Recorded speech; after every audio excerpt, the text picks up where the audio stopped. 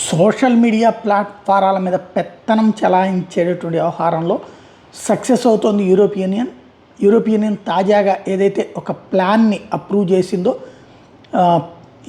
ఈ private సంస్థలైనటువంటి WhatsApp కావచ్చు, Telegram కావచ్చు, మెసెంజర్స్, అలాగే ఎక్స్చాట్ వీళ్ళందరి ప్రైవసీకి కూడా భంగం కలిగించేటటువంటి విధంగా 2026 నుంచి రూల్ ప్రారంభం కాబోతుంది. ద యూరోపియన్ కౌన్సిల్ ఏదైతే companies like WhatsApp, Telegram, messenger, X chat లాంటి వాటికి కమ్యూనికేషన్ సంబంధించినటువంటి కీలకమైనటువంటి అంశాన్ని హైలైట్ చేసింది.